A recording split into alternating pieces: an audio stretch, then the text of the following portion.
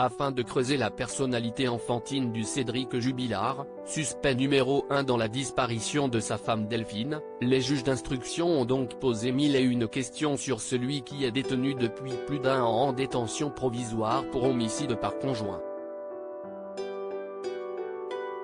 Même face à la justice, il ne craint pas d'abuser des provocations.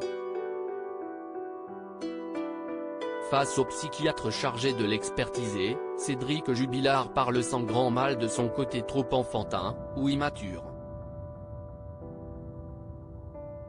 Il donne ainsi l'exemple de ses moments de jeu avec leur fils Louis dans des propos rapportés par Libération. Delphine me le reprochait, comme lorsque je construisais un mur de Lego pour le casser avec des petites voitures.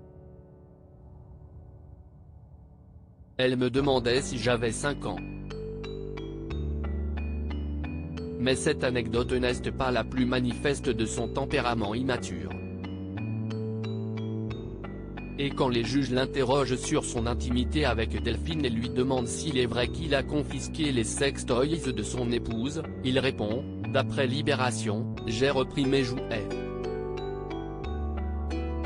Le Parisien avait ajouté des précisions sur cette anecdote, si estime-moi qu'il lui avait acheté, note de la rédaction, les jouets sexuels, donc si elle en voulait, elle avait qu'à aller s'en acheter.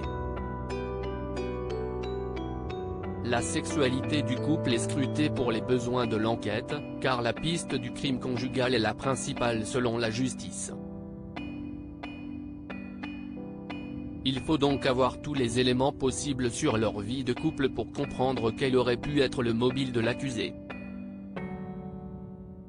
Avant de disparaître subitement dans la nuit du 15 au 16 décembre 2020, Delphine Jubilard née au Saguel était en procédure de divorce par consentement mutuel du père de ses 2 enfants.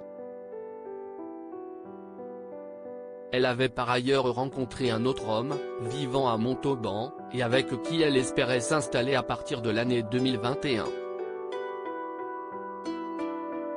Sa soirée dans sa maison, avec ses petits et son futur ex-mari, a connu une tournure mystérieuse, puisque l'on ne sait toujours pas, après 1 an et demi de recherche, ce qui est arrivé à l'infirmière du Tarn dont le corps reste introuvable. Cédric Jubilard reste présumé innocent des faits qui lui sont reprochés jusqu'au jugement définitif de cette affaire.